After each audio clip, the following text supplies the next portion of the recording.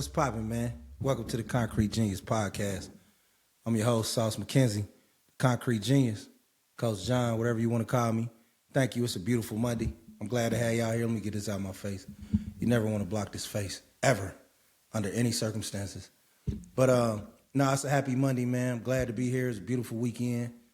Was able to do some big dog shit, get some shit done, take care of the family, just handle business, man, like just do what I do. Like I was such in a good space.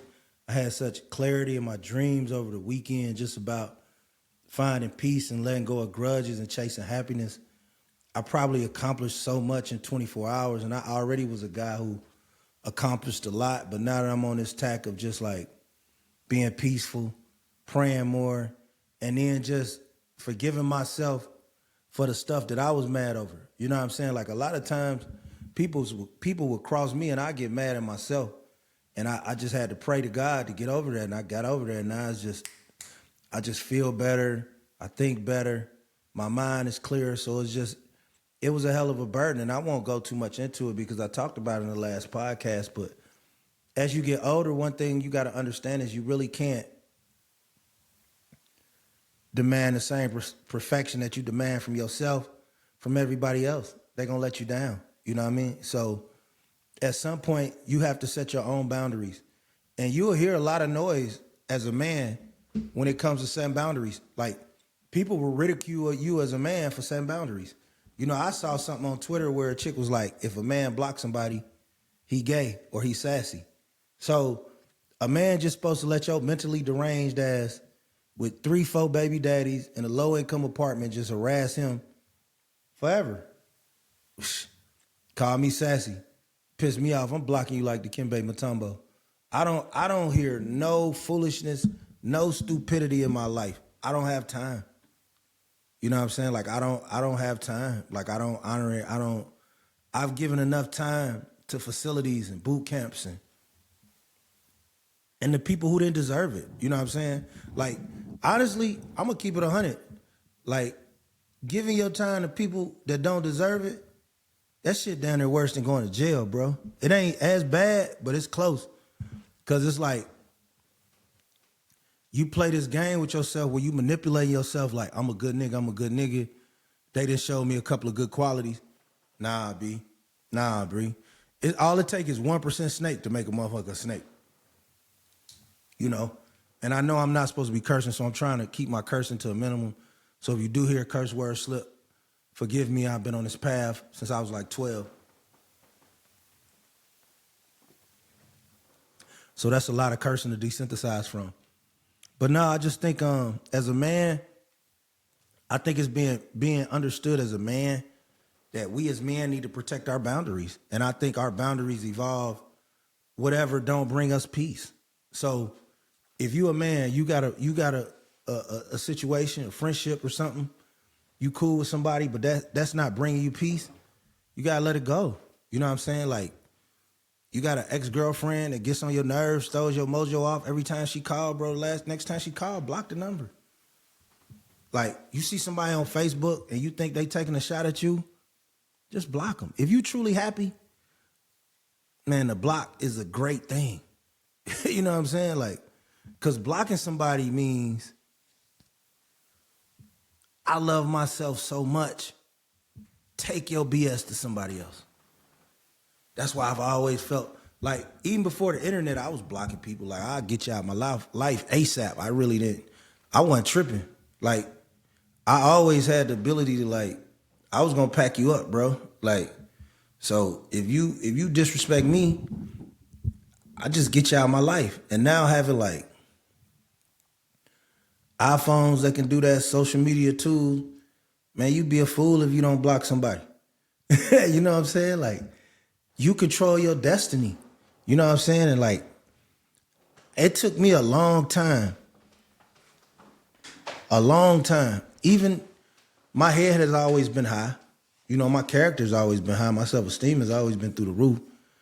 People in kindergarten will tell you that, but it still took me a long time to walk in my path as a king. And when I say that, that means probably 95% of the people in my life, I've given more than I've ever received from. I give away priceless things. And even some of those people have even disrespected me. So at times, that frustration as a black man, strong black man represents strength, it'd be hard to deal with. It'd be like, damn, I'm good to XYZ, I'm good to this, I'm good to that, but I'm not getting the respect, in my opinion, I deserve. And that's difficult for us as men. You know what I mean? So a lot of times I used to internalize things like disrespect, because checking disrespect for me was always murky, because checking disrespect for me used to mean I had to be ready to go there. You know what I'm saying? Like I had to be ready to snap. I had to be ready to beat your ass if it didn't go my way, instead of just mastering the conversation. So a lot of times I might take something as slight disrespect and I just let it go. Ah, man, they don't know no better. They don't know. Well, that's chipping away at you, bro. I don't care if you black, white, Hispanic, whatever race you are. You still a man. You dealing with man things. And this is the men that are usually the backbone of whatever situation they in. You know what I'm saying? I'd be 13 in a room full of 18, 19-year-old people, and they'd be like, what you think? I'd be like, yeah, you, big head nigga, what you think?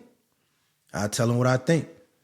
You know what I mean? So I've always been advanced intellectually, and not just advanced from a book standpoint. It's a lot of people with college degrees that need me, call me to borrow money. So not just from a book standpoint, but from a point of solving real life problems. Growing up in the inner city, you know, having a black father, black grandfather on both sides, strong black uncles, a strong black mother originally from Mississippi, a strong black father from Tennessee.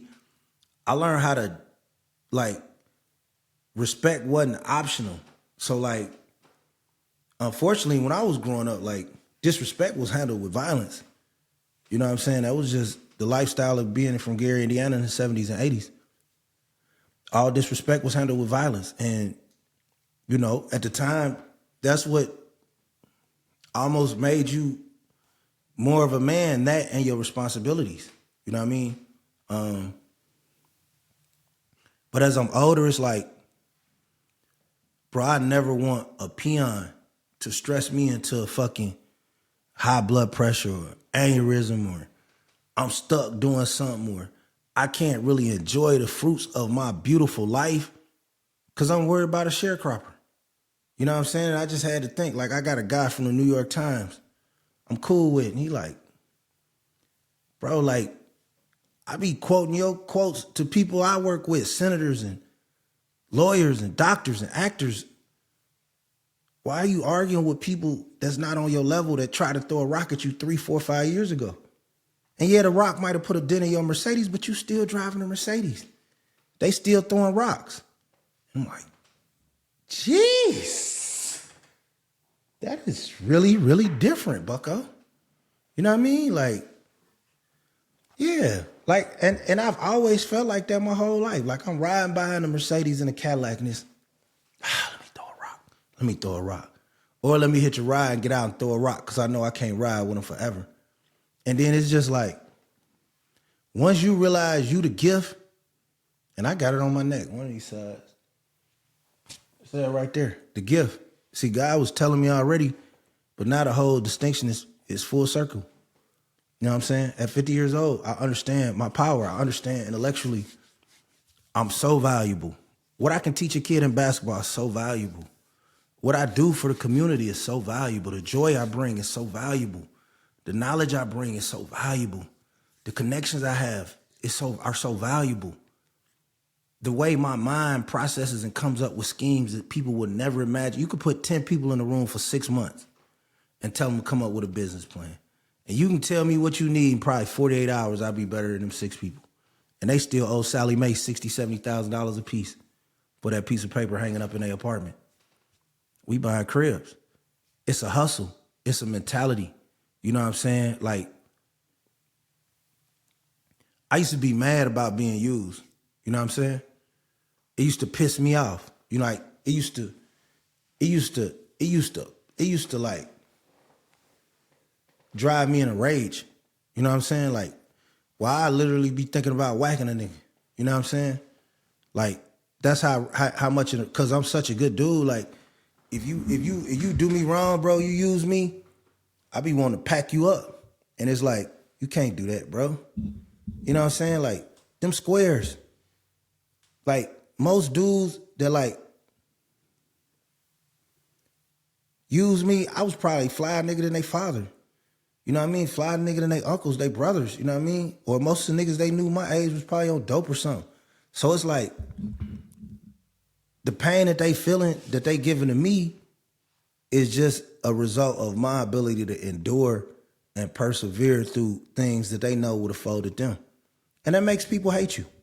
So like, once I analyze that and I stopped trying to fight force with force, I just dodge it.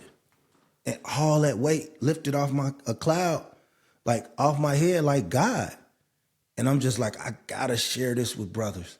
You know what I'm saying? I got men listening to me all over the world, from Indianapolis to Las Vegas to New York to Atlanta to Chicago, other countries, Germany, Berlin, Japan, Korea, Mexico, Canada, wherever you listen to this at, UK, just know as a man, like, you show responsibility and strength and the ability to lead spiritually, intellectually, financially. You deserve respect from everyone, not just in your home, but everyone you deal with. And once you understand, knowledge is the most powerful asset. Relationships are more powerful than money. Knowledge of survival is 100 times better than a college degree. And once you understand this, and then you work and you pray to really, really remove the emotion. Because you could get on here, I could get on here, I done got on here 6, 7 times and pump fake, be like, I'm gonna let it go, I'm gonna let it. But I was still mad. Because you know how I was still mad whenever I talked about it, I got enraged. I still had that rage, like I want to smack shit out of somebody. You know what I'm saying? Like, I don't got that no more, B. I don't got that no more. I don't got that rage to be like, I just laugh. Cause it's like, God, you know, just my mama, God, like, and you gotta write it down on a piece of paper. Like, I'm really winning in life. Like, come on, bro, I eat good. I took more trips in 3 years than most dudes take in their whole adult life. You know what I'm saying? Like, I done been some of the hottest clubs around the world. I got friends around the world. So it's like,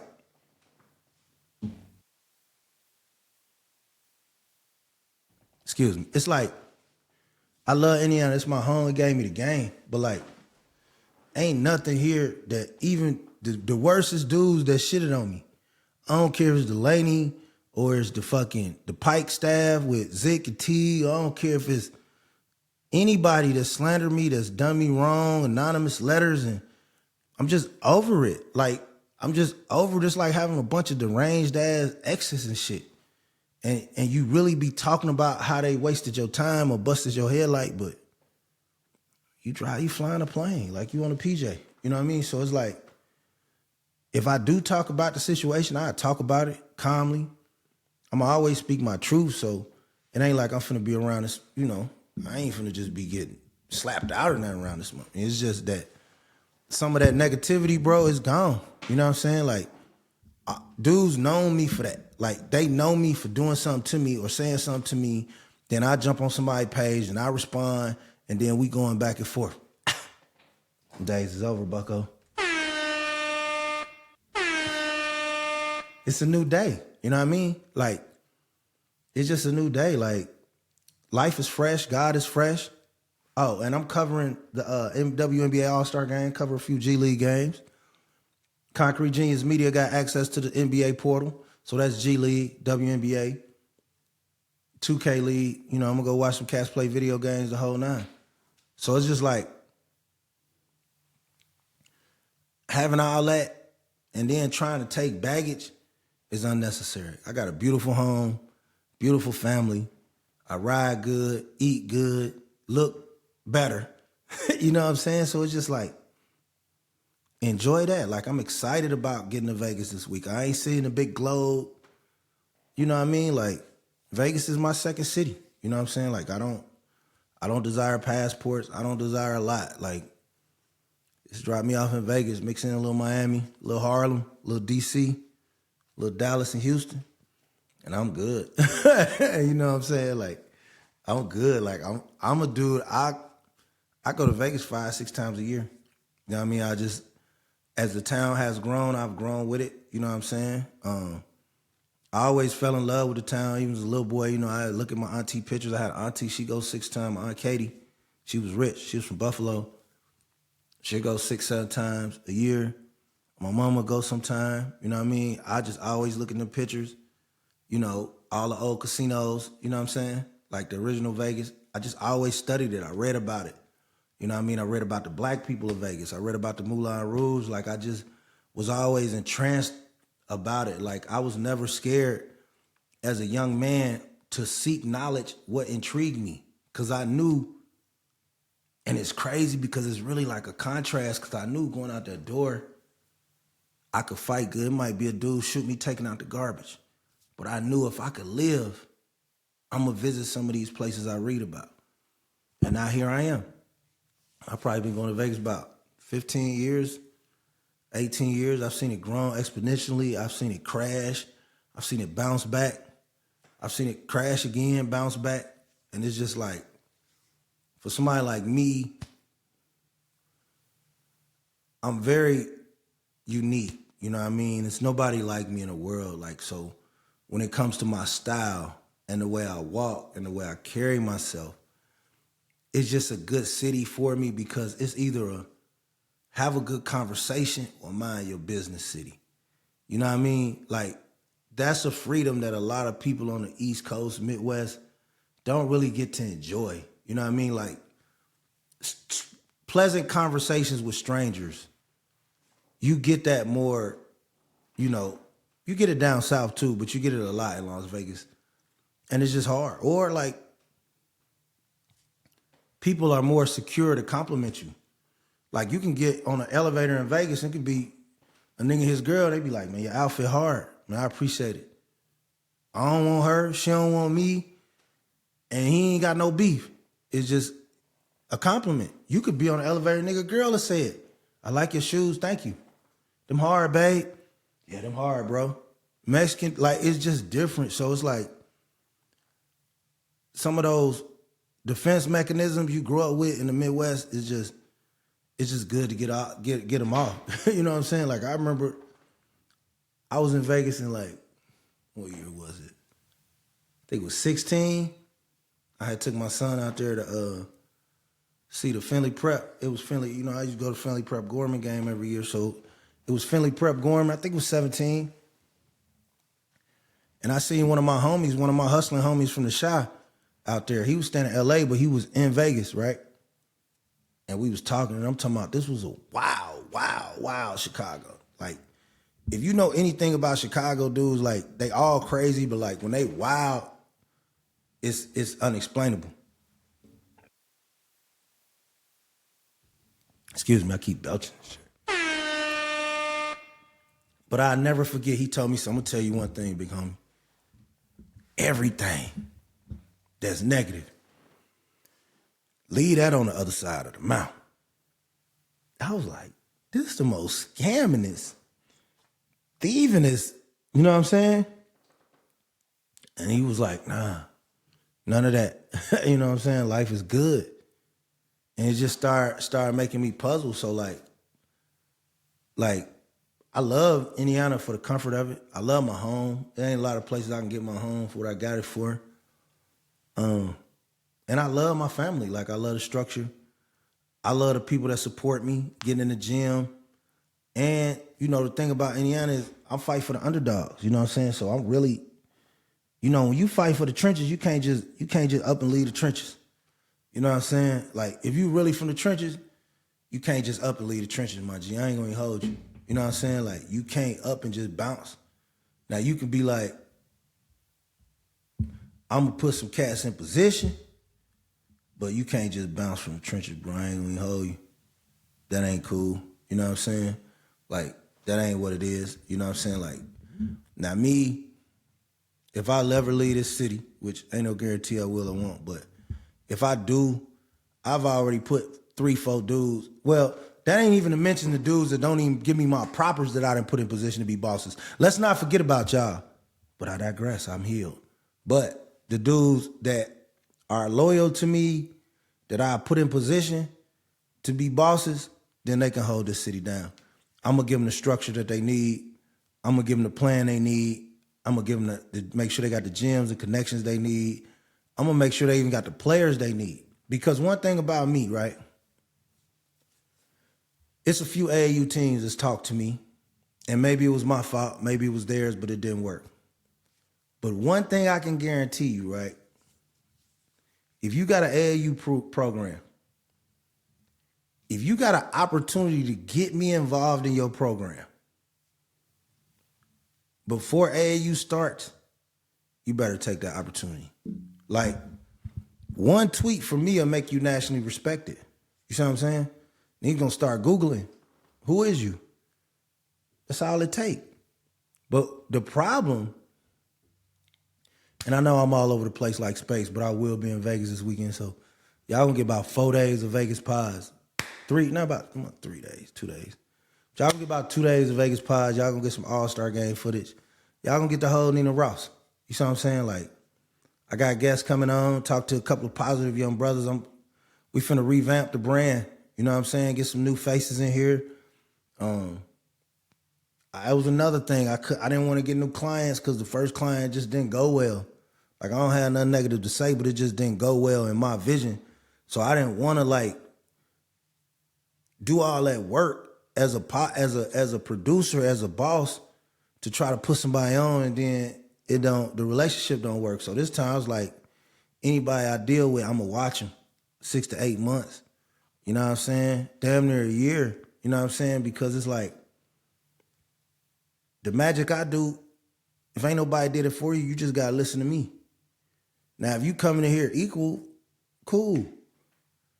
But if you can show me a 2-year-old business, you show me what you gross, you show me some of your sponsors, you know what I'm saying? You show me your numbers, and if it's hitting like I'm hitting, then maybe we could talk about negotiate. But if you coming in here, that's like coming to somebody's house with no food, just a bowl, and then saying, I don't like oatmeal.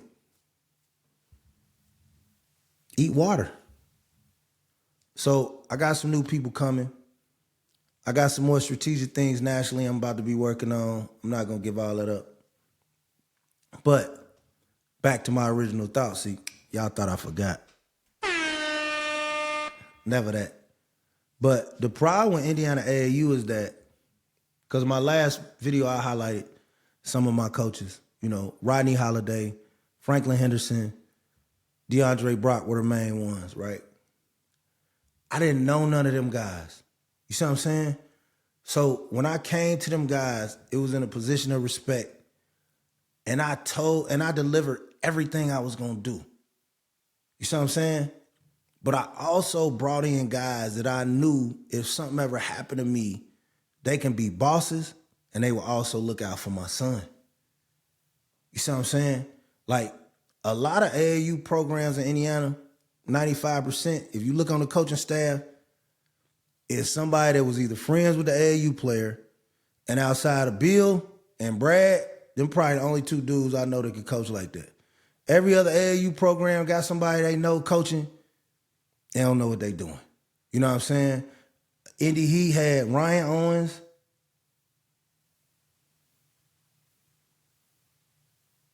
and probably Jared Boff and Ty Hensley that knew what they was doing. And Mark Burks later, you know what I'm saying? But as far as just standing on the sideline, the only Indy Heat coach I saw on the sideline and really knew what he was doing was Ryan Owens. You know what I'm saying? Like, I respected Bill. I respect Bill, Curtis, what they do a lot. Brad, I respect Brad.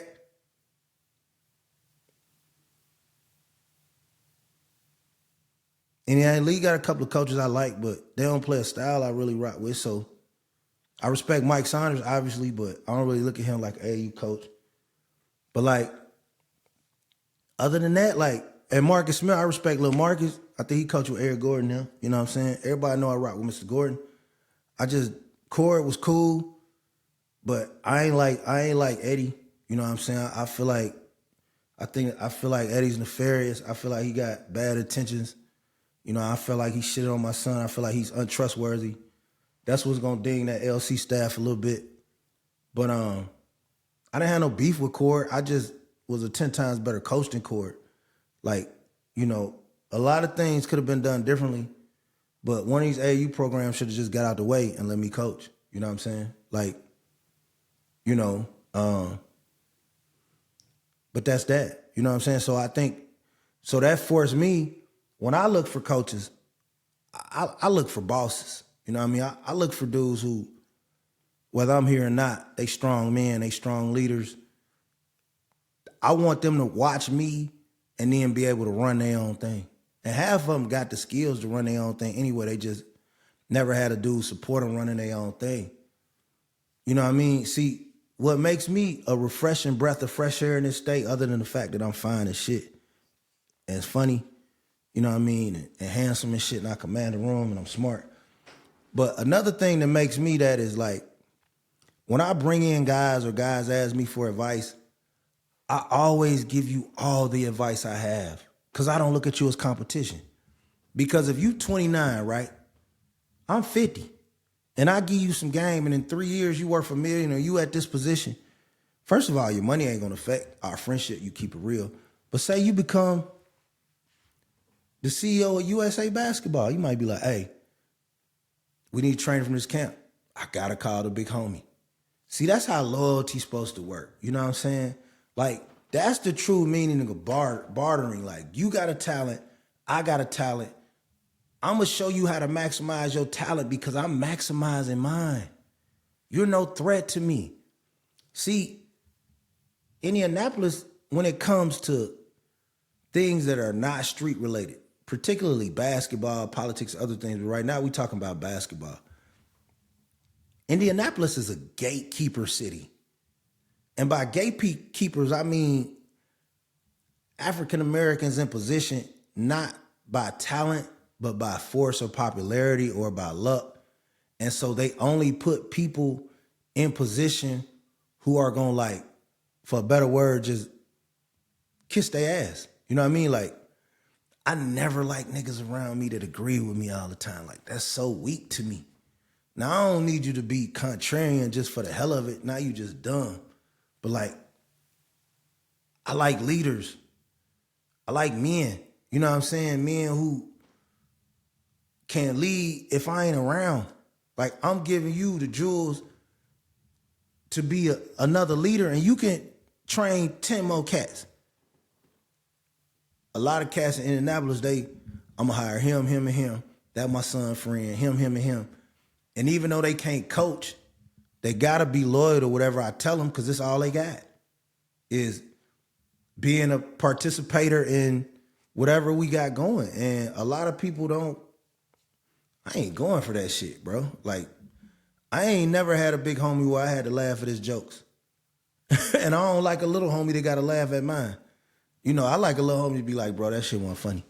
You know what I'm saying? Like, now I don't need a little homie that's gonna not laugh when something funny, because that's a hater.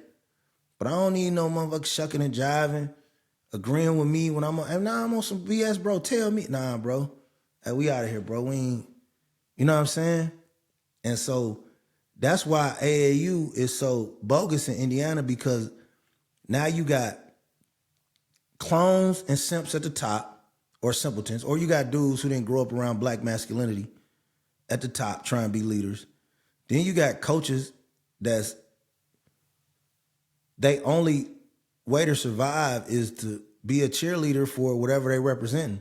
So they can't do nothing else. They can't stick up for kids. They can't go in another direction. They obligated to something for the rest of their life because they grew up to validate, need that protection, low self-esteem. That's what I call it. And then you get kids who people got to put in position instead of saying, let's figure out who the best kid is and let's let the best kid play. Niggas don't be wanting to do that shit. they'll be like, dudes don't want to sacrifice. Dude's selfish. So I'm selfish. I'm selfish because the assistant head coach as an AAU director is not letting my son play point guard, and I'm selfish. And you boys is dick riding without a license. Illegal dick ride, no helmet, no license, no nothing. And it's insane. You know what I'm saying? So it's like, just on some player shit, like, bro, I was a player at 16, 17. I was driving luxury cars inside Chicago, going in diners, taking my girlfriend in diners at 1 a.m, pimps and shit in there. What am I arguing with sharecroppers for? But I just think I always had to, like, this energy to, like, justify me getting treated right. And I don't have that desire no more. I just remove myself from it. Like, it's like I just let 10, 12 years of bullshit go. You know what I'm saying? Like, just 10, 12 years of bullshit go. But, like, coaches I respect, you know, obviously you got the Indiana League. I respect what they do over there. Buyers, Indy Heat. I don't have, like, I had the utmost respect for Ryan Owens, Ty Hensley, Jared Bow. I really respect Jared. Jared could call me and ask for anything. I'll give it to him. But, like, that year I went, you know, that was all like the poisonous snake of Jason Delaney. You know what I'm saying? Like, I don't have no respect for him. You know, I just feel like he's a coward. You know, he tried to stab me in the back. He tried to hurt my son's chances several times. He's a liar. And I think, you know, we was playing, that was a COVID year. And we was doing well, and the kids on the team, you know, like to set up other guards. I ain't got to name them. They D1 guards, Big Ten guards. And we was looking good. We was winning. And then the next week, shit, he put his player on the team. And we was still playing good. And then he forced, and I never told nobody this, but what happened that year, and that's why I don't hold grudges against Ty or Jared or Mark, because Indy Heat was in a transition that year. They was going from Jared to making Mark Burks the director. There was a lot of stuff going on. And at the time, RO was coaching Blake Wesley and them, 17s, Caleb and them. So he was cool. Hey, you need something, bro, cool. But in a transition, you know, Delaney power kind of snaked in there and destroyed the organization. And I know this because a couple of people already apologized to me later. But he snaked the organization. He saw my son with the opportunity he didn't like. And it's all stemmed because he was mad my son never went to Cathedral. My son was always his first preference to go to Cathedral. And he could never deny that because I still got the text. And I would never show him, you know what I mean? I ain't on no motherfucker say cheese shit or nothing, but he just can't lie. And so it's always been a ploy to destroy my son. Even that first offer he got his player as a favor from Jack Owens for Gavin Essler. Like, I know everything, bro. Like, you know what I'm saying? Like, don't none go through this state that I don't know about, good or bad. And that year, we was hooping good, and he pulled the muscle, and he got my son benched, and he put his player to point guard, so we went to EG10. You know, and I could have been an asshole. Them players wasn't happy. You know what I'm saying? Like, nobody was happy. Nobody was happy at all. So it's like, shit. That was a lot of grudges I had. Like, I ain't gonna never like him. I don't care how holy and spiritual I get. I ain't gonna never like him because he a snake. But, and he interfered with my transfer when I was trying to go to Addicts. That's another thing. So, yeah, like, and people always say, well, you know, certain white dudes in this state, I know they genuinely cool with black people. Don't ask me how I know, I just know. And then certain ones in this state, like, they just opportunists. You know what I'm saying? Like, so for him, I just think it was always jealousy, control, intimidation. And then he knew his player couldn't be the best player or get the hype that he wanted if my kid had the opportunities they wanted. So he worked hand in hand, him and the Pike staff, they worked hand in hand. You know what I mean? All that shit worked hand in hand because that Indy Heat team, if they would have left it alone, I could have easily won Peace Jam. If JJ was playing point guard, they'd have won Peace Jam. You know? But it's all water under the bridge now because I'm happy. Everybody happy. But I just want people to know that, like, when you see things, you see narratives, this person ain't a point guard, or this person ain't that, or this person this. Just know it's people controlling the narrative. Now, I will give Indy Heat credit. They packed him up the next year, and I don't think he's been around. But, you know, he still got major influence, you know what I mean? Still living off Trey Lyles and shit, which honestly wasn't even him anyway. You know what I'm saying?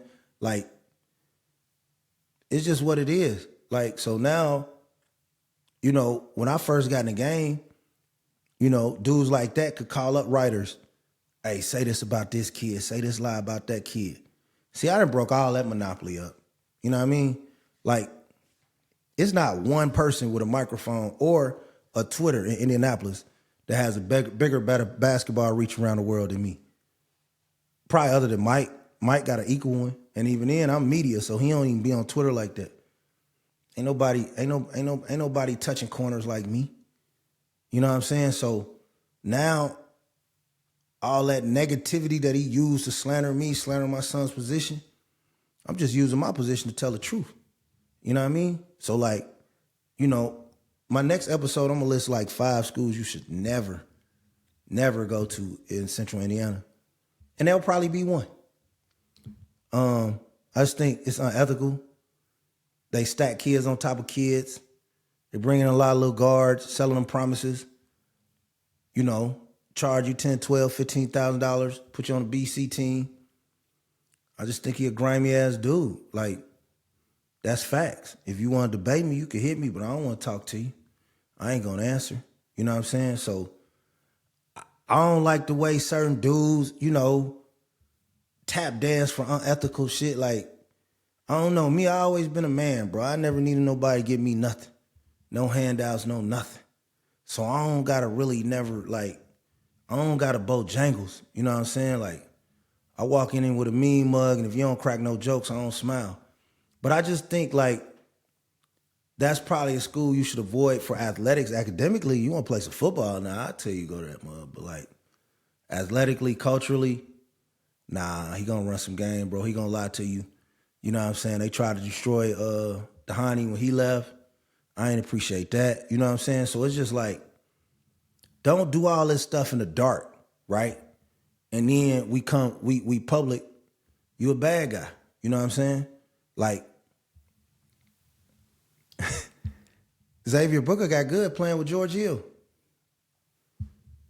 You know, that bothered you. That bothered you a lot.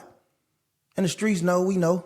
You know what I'm saying? So, like me, I'm not coming to no situation with hatred. As you see, I'm not yelling. I'm not cursing. I'm not even mad. But it's just like, it's like pus coming out of the sword. Pus got to come out the sword to heal. So as I use this microphone, I'm just going to be telling the truth. I hope God be with me. You know, I hope y'all like this new me. I've cursed a lot less this episode. I got some products that I'm going to be reviewing. Man, I get so many products requests for me to sample somebody's product. So I really just started filtering through them, figuring out what I'm going to do. And I need like probably social media manager, but somebody hit me today that I didn't know they was doing it. So I think I probably got a social media manager. This business is tough because it's like, I'm a genius and I need somebody to ride with me. You know what I mean? And like a lot of people don't have, I can do something in 5 minutes to take people 5 hours. So I be needing help with my details, and you know, if my details don't hit right, you gotta go. You know what I'm saying? So let me be gone. It's Beautiful Monday. We are shooting for a 5-day podcast week. 5 days in a row. I don't know why my picture keep going off. We shooting for a 5-day podcast week. Y'all hear that? Y'all hear that, right? 5 days. We try and podcast 5 days in a row. You know, I put a lot of stuff ahead of my dreams. I ain't doing that no more. Got a couple of kids I'm working on in the lab. A couple of secrets. Secret sauce. Sprinkle me, baby. And I'm out of here, man. Y'all have a great Monday. Lord willing, I see y'all tomorrow, man. Stay prayed up, right? Forgive the past, but don't forget the past, right? Heal and forgive them for you, not for them. And then life is beautiful, baby.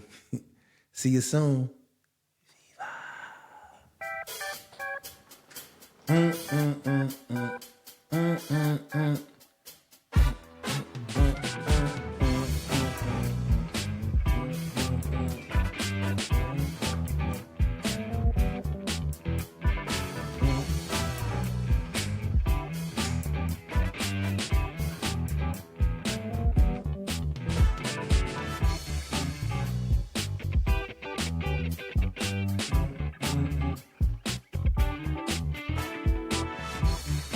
Yeah.